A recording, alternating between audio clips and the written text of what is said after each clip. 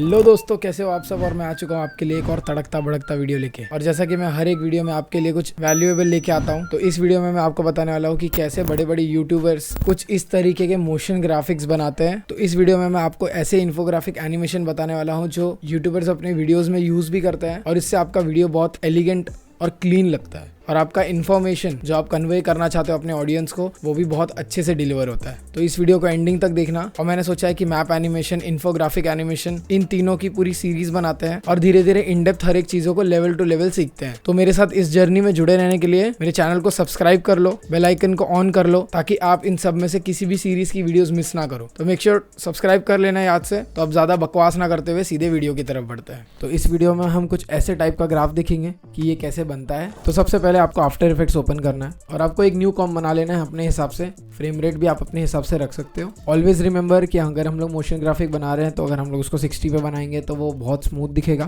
तो मैं इसको 60 पे बना देता हूँ। यहाँ पे ये ट्रांसपेरेंट स्क्रीन दिख रहा है, तो यहाँ पे मैं इसको क्लिक करूंगा तो ये स्क्रीन हट जाएगा और ये नॉर्मल ब्लैक स्क्रीन दिखेगा। तो आपको जैसा भी ग्राफ चाहिए उसका आपको एक इमेज या ऐसी कोई रेफरेंस इमेज आप ले सकते हो, जिससे आपको एक आइडिया आ जाएगा कि कैसा आपका ग्राफ दिखना चाहिए। या अगर आपको कोई ऑनलाइन आर्टिकल दिखा है तो उसका भी आप स्क्रीनशॉट लेके आप अपने टाइमलाइन पे प्लेस कर सकते हो। तो मैंने यहाँ पे एक इमेज ले लिया है, मैं इस इमेज को अपने टाइमलाइन पे ड्रॉप करता हूँ। यू कैन सी ये ग्राफ है मेरा।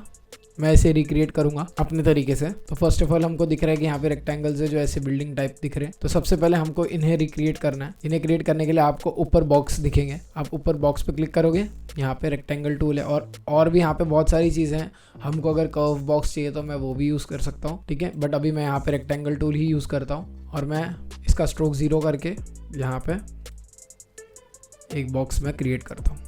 तो मैंने यहाँ पे एक बॉक्स क्रिएट किया, बट यू कैन सी इसका एंकर पॉइंट यहाँ पे है। इसका एंकर पॉइंट मुझे चाहिए कि यहाँ पे आए, तो आप इस एंकर पॉइंट को मैन्युअली भी मूव कर सकते हो। उसके लिए भी एक टूल है। यहाँ पे बॉक्स के लेफ्ट में आपको यहाँ पे एक टूल दिखेगा, इस पर आप क्लिक करोगे तो आप अपना एंकर पॉइंट पकड़ पाओगे। तो इस एंकर पॉइंट को आपको रिमेंबर यहाँ पे रखना है नीचे बॉटम में। बट ये एंकर पॉइंट स्नैप नहीं हो रहा, नहीं तो एंकर पॉइंट चिपकना चाहिए, बिकॉज वो प्रॉपर बॉटम में होना चाहिए। मैं इसको जूम करता हूँ। तो आपको क्या करना है, यहाँ पे एक ऑप्शन है स्निपिंग, इसको ऑन करना है।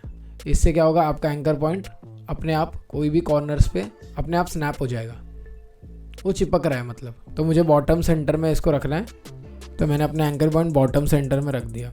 हाँ, बहुत सिंपल है। यहाँ आपको एस प्रेस करना है।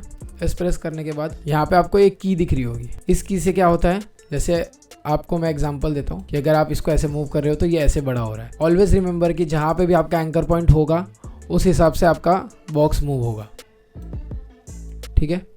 दिख रहा है, जिस भी आप एंगल में रखोगे उस वहाँ से आपका बॉक्स मूव होगा, या जो भी आपका शेप है या इमेज है वो वहीं से मूव होती है। तो जैसे ये मेरा बॉक्स है, तो अब मुझे क्या करना है, अगर मैंने इस पर क्लिक किया मैं इसकी हाइट एडजस्ट कर सकता हूँ। ये जो चेन वाला ऑप्शन है इसको बोलते हैं अनलिंक। ये हमारा हाइट और विड्थ दोनों को अनलिंक कर देता है। जब ये ऑन रहता है तो ये एक साथ होते हैं हाइट और विड्थ, बट अगर अनलिंक होगा तो इसका विड्थ भी हम अपने हिसाब से चेंज कर सकते हैं, छोटा बड़ा, और हाइट में भी, लेंथ में भी इसको ऊपर नीचे कर सकते हैं, वर्टिकली और हॉरिजॉन्टली अलग अलग। तो हम लोग ने इसका एंकर पॉइंट नीचे रख लिया और इसको अनलिंक कर दिया। नाउ आपको क्या करना है, नाउ आपको स्केल पे की लगानी है और इसको आगे बढ़ाना है। एंड आपको ये सेकेंड नंबर वाली वैल्यू को कम करना है। कितनी कम, आपको डायरेक्ट 0 कर देना है। इससे क्या होगा, आपका शेप गायब हो गया। ये है एक एनिमेशन, बहुत सिंपल एनिमेशन है। तो मैंने ये एक छोटा सा एनिमेशन ऐसे क्रिएट कर दिया। यू कैन सी, आपको क्लियरली समझ में आ रहा होगा कि मैंने ये कैसे किया। इसको अनलिंक किया एंड स्केल के ऊपर मैंने राइट वाले को, मतलब इसके जो वर्टिकल प्रॉपर्टी है उसको मैंने की दे दिया ताकि ये मूव कर पाए।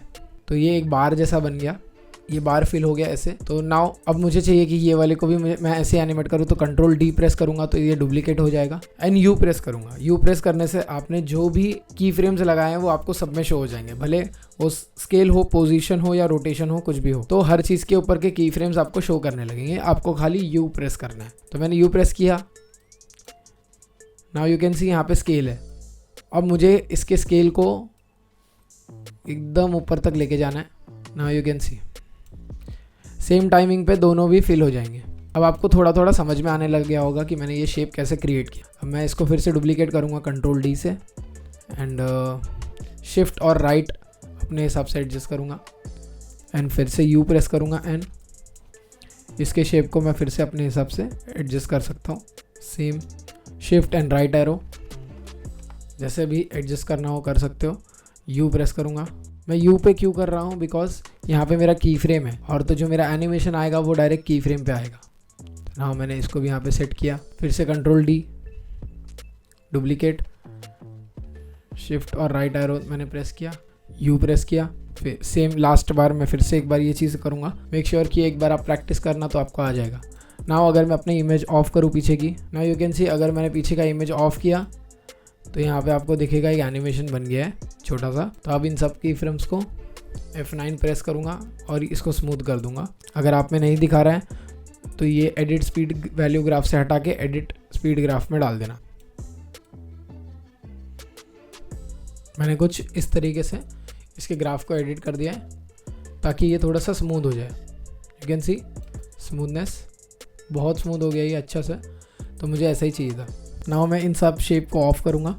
उस इमेज के अंदर एक ऐसी लाइन भी है तो मुझे इस लाइन को ड्रॉ करना है। तो इस लाइन को ड्रॉ करने के लिए मैं पेन टूल यूज़ करूँगा। इसका मैं फिल ऑफ कर दूँगा और मैं इसका स्ट्रोक कर दूँगा 10। नाउ मैं एक पाथ क्रिएट करूँगा। आपको पाथ को ट्रेस करना होगा मैन्युअली। ठीक है, मैंने इस पाथ को ऐसे ट्रेस कर लिया। ठीक है, नाउ यू कैन सी मैंने इस पाथ को भी ऐसे ट्रेस कर लिया है। अब मैं बाकी सारे शेप्स को मैंने ऑन किया, यहाँ पे आई बटन्स हैं उनको क्लिक करके, और मैं पीछे वाली इमेज को ऑफ कर दूंगा। Now you can see, but मुझे इस पर एनिमेशन भी करना है। तो इस पाथ को मैं कैसे एनिमेशन करूँगा, इसको एनिमेट करने के लिए हमें ट्रिम पाथ ऐड करना होगा। ट्रिम पाथ डालने के लिए आप यहाँ पे भी जा सकते हो। ट्रिम पाथ यहाँ पे जाके ट्रिम पाथ ऐड किया, यहाँ पे आपको नीचे ट्रिम पाथ दिखेगा। अब इसके एंड को 0 करोगे एंड की फ्रेम लगा दोगे एंड थोड़ा आगे जाके अब इसको 100 कर दोगे तो ऑटोमेटिकली इसको भी एक एनिमेशन आ जाएगा। F9 प्रेस करना दोनों की फ्रेम्स को लेके। और नाउ मैं इसका ग्राफ भी एडिट कर देता हूँ। तो मैंने वो लाइन डिलीट कर दी है, उसकी ज़रूरत नहीं थी। तो अब इस ग्राफ के ऊपर और भी हम लोग चीज़ें ऐड कर सकते हैं। तो मैं इस पर राइट क्लिक करूँगा, लेयर स्टाइल्स में जाऊँगा और ग्रेडियंट ओवरले पर सिलेक्ट करूँगा। यहाँ पे आपको नीचे ऑप्शन दिखेगा, इसको ओपन करना। ओपन करने के बाद यहाँ पे एडिट ग्रेडियंट है। तो अब यहाँ पे अपने मनपसंद का कोई भी कलर आप ऐड कर सकते हो। तो जैसे मैं एग्जांपल ब्लू, तो मैंने ये कलर ऐड किया यहाँ पे। तो अब मुझे ये सेम कलर मेरे को सारे इसके ऊपर चाहिए। तो मैं इसके लेयर स्टाइल्स को कॉपी करूँगा और मैं सारे ऊपर के शेप्स को सिलेक्ट करके उन पे पेस्ट कर दूँगा। सब पे वो कलर आ गया। अब अगर आपको इंडिविजुअली कलर्स अलग अलग चाहिए तो आप जाके चेंज भी कर सकते हो। ठीक है, कोई इश्यूज़ नहीं है उसमें। आप अपनी मर्ज़ी का कलर उसके अंदर चूज़ करके डाल सकते हो।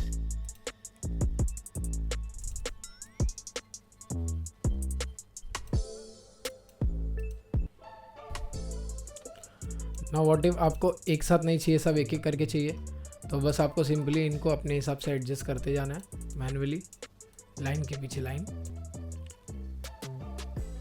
ये आपका एनिमेशन क्रिएट हो गया। बहुत सिंपल, बहुत इजी। आप ऐसे स्मूथ एनिमेशन बहुत जगह यूज़ कर सकते हो और बहुत इफेक्टिव भी होगा। ये एनिमेशंस को इन्फोग्राफिक एनिमेशन बोलते हैं।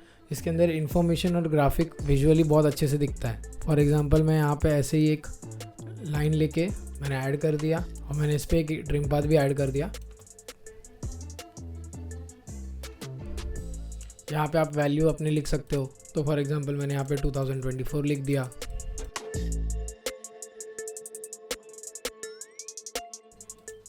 ठीक है, तो मैंने मैन्युअली ये चीज़ लिख दी है अपने हिसाब से।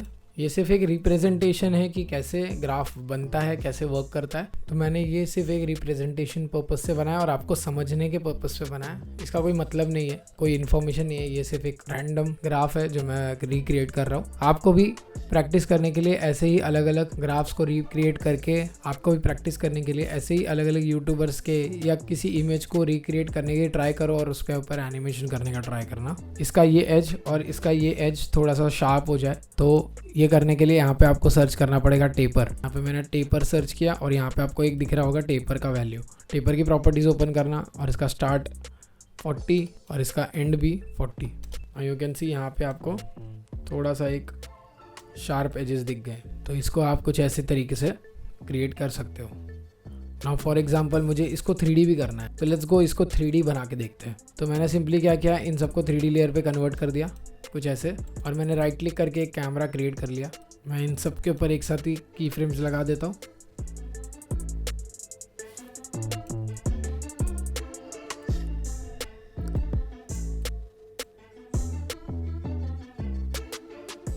सिर्फ कैमरा पैन कर दिया है। Now you can see output क्या है। तो मैंने कुछ ऐसे कैमरा पैन कर दिया और ये रहा एनिमेशन। इसको आप बहुत तरीक़ों से कर सकते हो पैन, ऐसे या फिर ऐसे।